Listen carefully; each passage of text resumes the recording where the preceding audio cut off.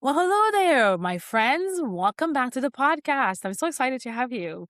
Today, we're going to have a really fun topic to discuss. Show up before you're ready.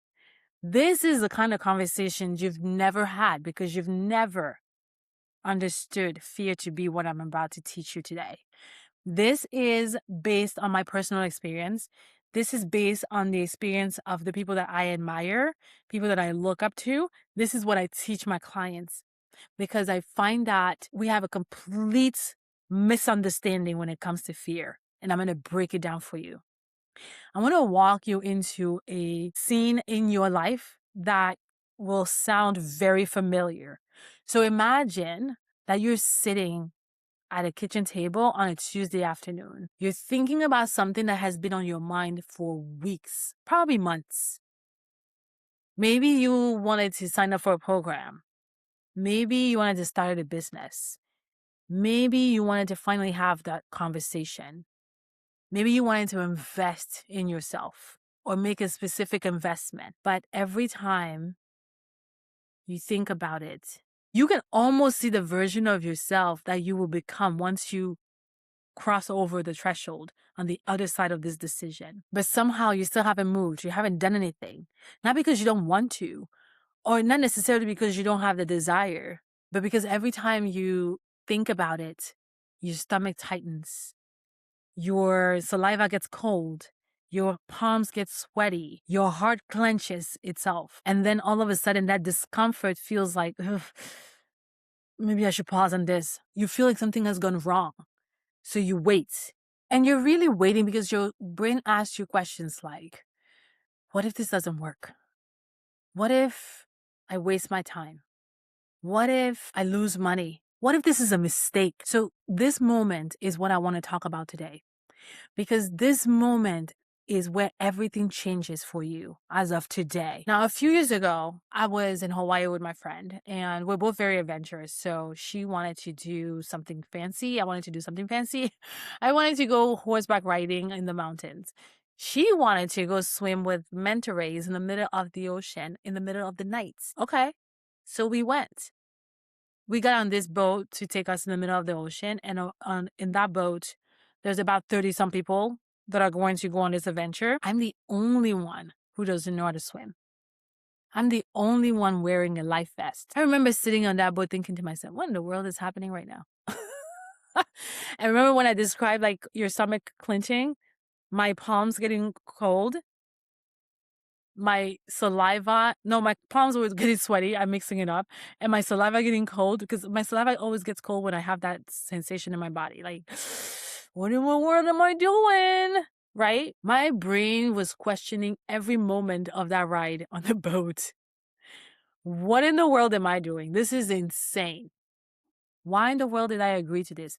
You know what's so interesting? Years later, when I shared this story with somebody, they were like, I would never have done that.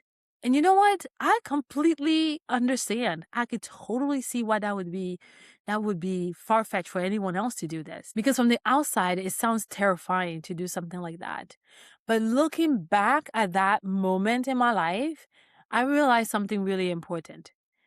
If I had waited until I felt ready for that adventure, I would never have gone.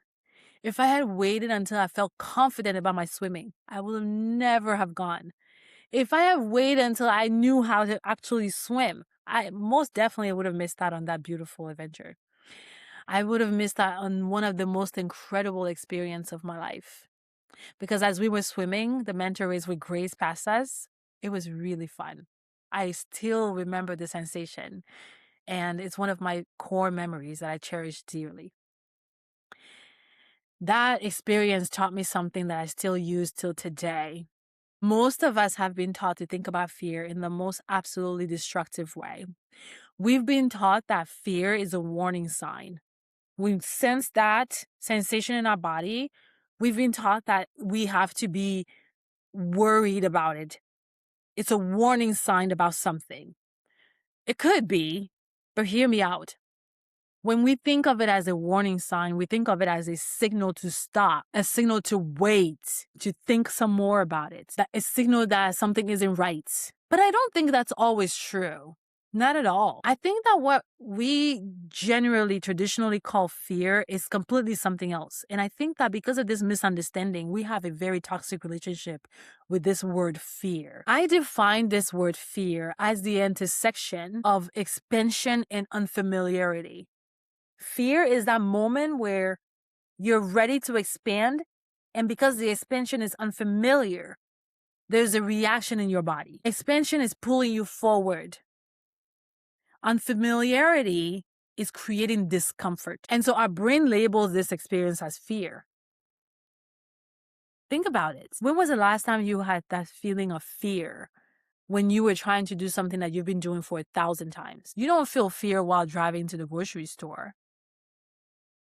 You don't feel fear while making your morning coffee. You don't feel fear when doing things that are familiar, when brushing your teeth, when taking a shower, when going to sleep at night. Traditionally, no one feels fear when doing things that we're accustomed to doing. The sensation that we feel that we call fear, it only shows up when we're doing something that requires us to be bigger than where we currently are in our lives, bigger than our own life right now.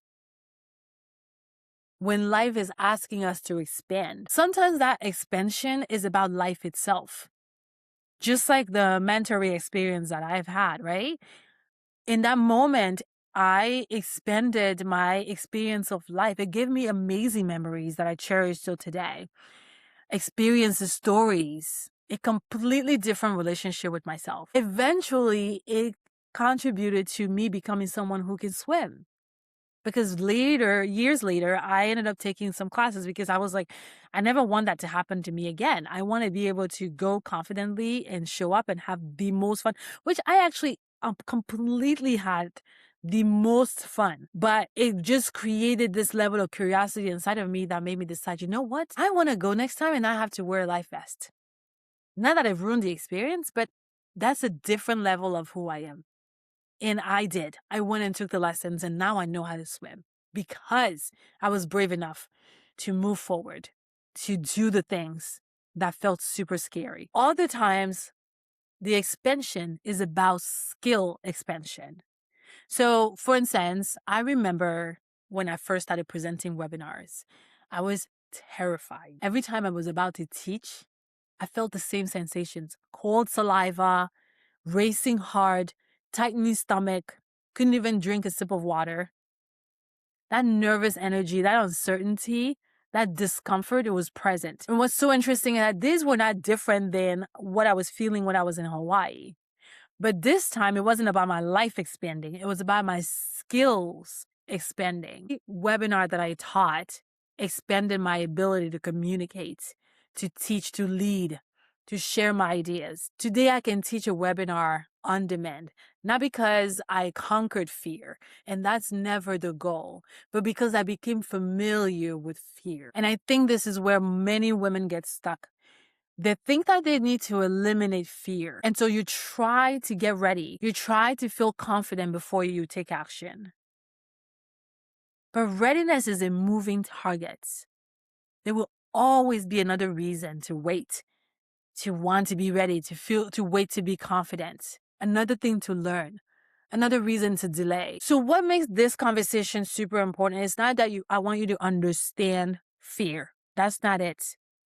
I want you to understand the cost of the misunderstanding you have about fear. Because when you believe that fear, the discomfort that comes with fear, is danger, you start to organize your life around it so that you can avoid it. You start to negotiate with possibility, like maybe I'm hoping for too much. Maybe I'm pushing the envelope. Maybe I'm asking too much. You start to renegotiate the deal. You start to think about waiting. You start to want to delay the process. You start to tell yourself, I'll move later.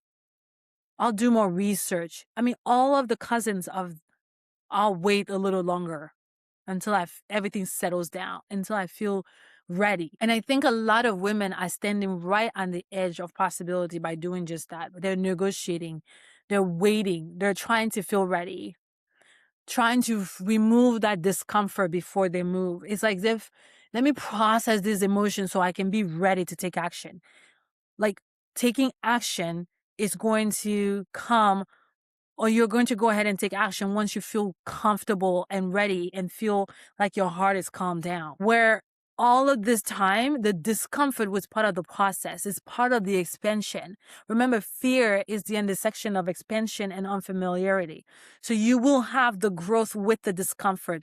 Those two go together. So the discomfort is not evidence that something has gone wrong. So that feeling you have inside of you that feels so unfamiliar, so uncomfortable, I want you to embrace that. It's not evidence that something is wrong. It is not a warning sign. And nowhere do I see this more than when women are deciding whether to invest in themselves or not.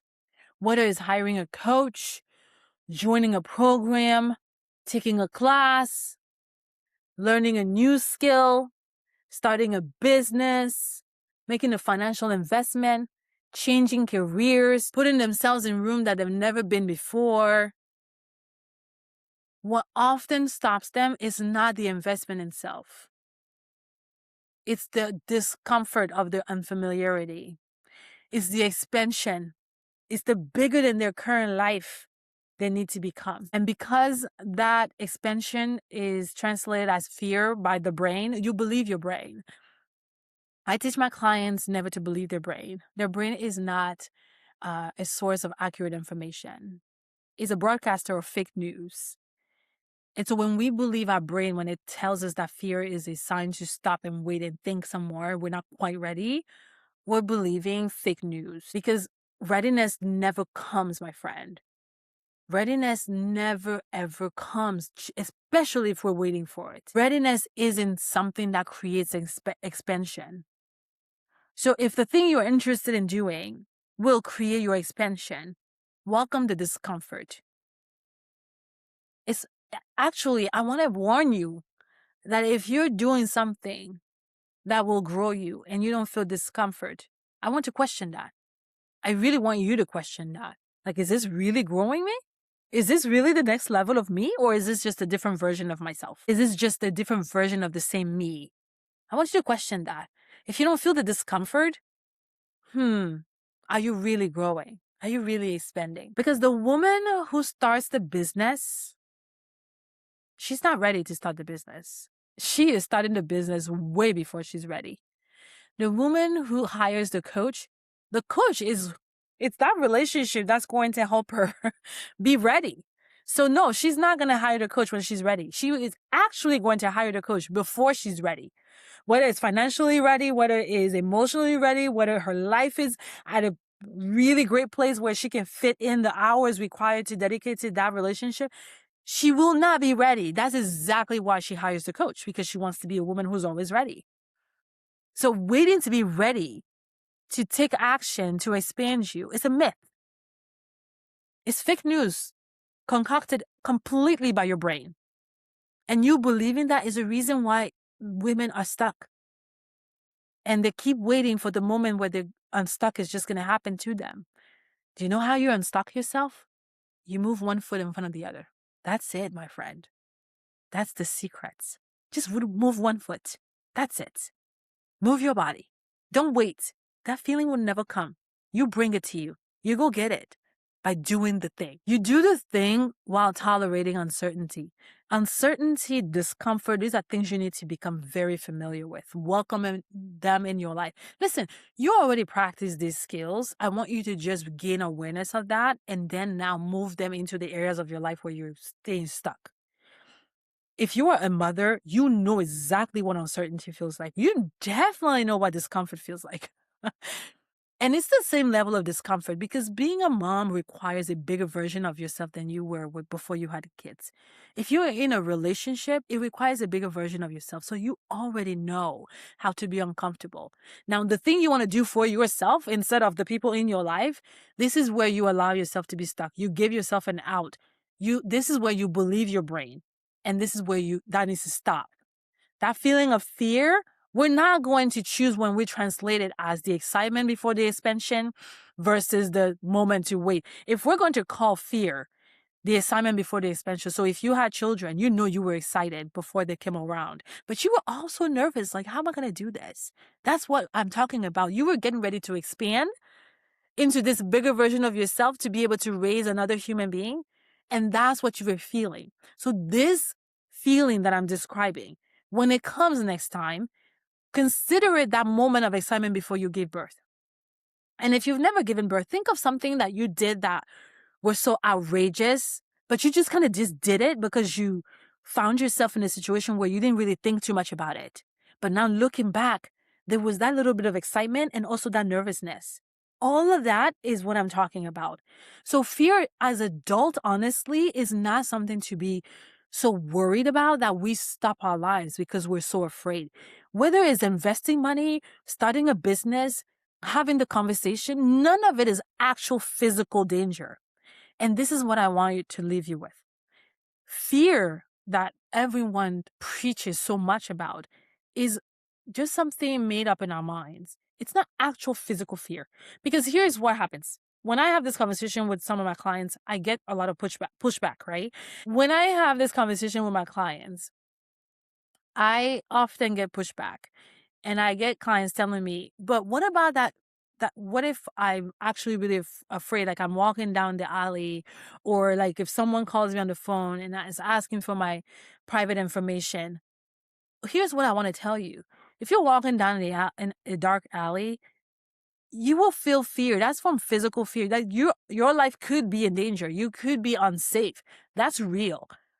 If somebody calls you on the phone, a scammer calls you and they want your information and you feel that warning sign, that's real. That is not what I'm talking about.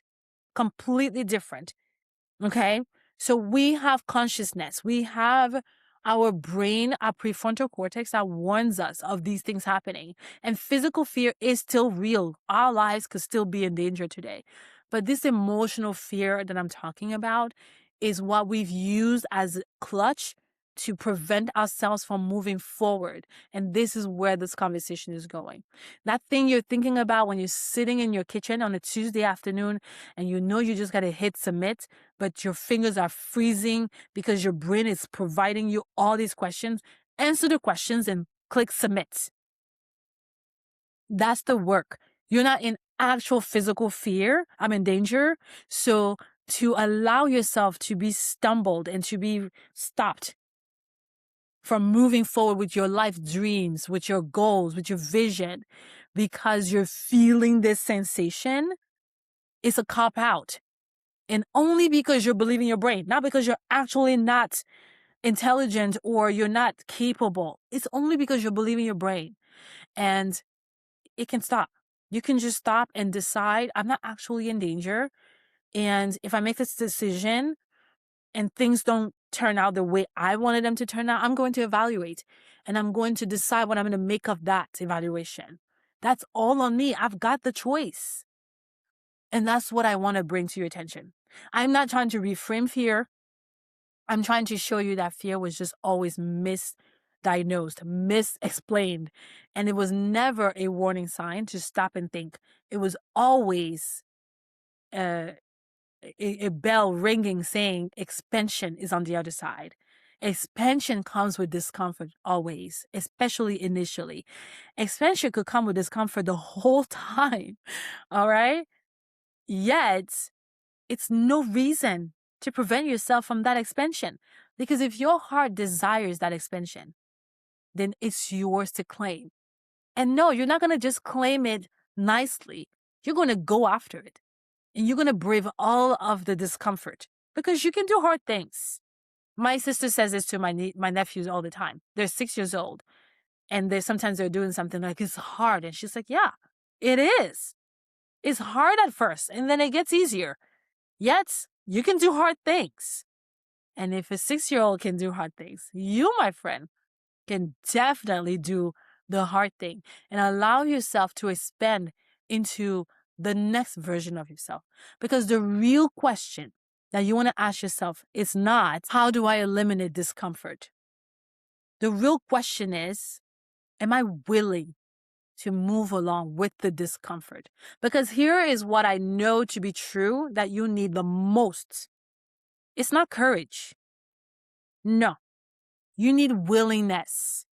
You need willingness to move with the discomfort, to move with the unfamiliarity, to move with the expansion, and to allow yourself time to become this higher version of yourself, this expanded version of yourself. So as you ponder over that question, am I willing to move with the discomfort? I want you to go out there and you live your life on purpose. All right, until the next episode. Well, hello there. Surprise. Just kidding. So listen, this is a little extra, but with good reasons. I, after recording this episode, I reflected on it and I thought, oh man, it's really good. It's one of my pivotal life lessons that has changed my relationship with money.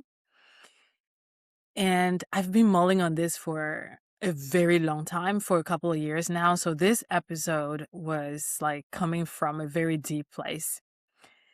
Also, earlier this year, I created a post on Instagram, on social media, that I titled A New Relationship with Fear. So I feel like it's the perfect way to end this episode. And so I told my team member who edits the podcast, I said, listen, if you already scheduled it, pull that back, please. I really want to add this piece to it. And then when I sat down to add the piece, I realized, oh, I'm wearing different clothes. Oh, well, I'm not changing. So this is really important because this came from a deep place. I was thinking about my relationship with fear one morning and doing some journaling and self-coaching, and this came to me and I wrote it down and I posted it, and it touched a lot of people's hearts. So I know that this will be really useful. And after you listen to the last 20 minutes of me riffing on how you need to completely clean up the misunderstanding you have with fear, I think this will seal the deal for you, and it's perfect because this will help you also in your relationship with money. Fear is one of the reasons people make bad investments or spend money and have guilt. If you have a different definition of fear in your life, it will change so much. I mean, so much. So here we go. I wanted to read this to you. It sounds a little poetic, but really, I was just writing what was coming out of my heart. And now that I look at it, this is what I teach my clients. So I think that it would be super beneficial for you. All right, here we go. I'm just going to read it straight out of my Instagram page. So it's titled A New Relationship with Fear. It is normal to feel fear over a possible failure. My brain's natural default is to project failure and also feel fear ahead of time. I am human. Left to my brain's devices, that is the only logical response. Fear is an emotion I can feel. I have practiced holding it so many times. I am really good at moving with fear. Fear is no indication of something going wrong. It is the excitement when knocking at the door of possibility. Fear is the giddiness I feel when I'm ready to jump into a new version of my extraordinary life. Fear is that scream that says, I'm doing this no matter what.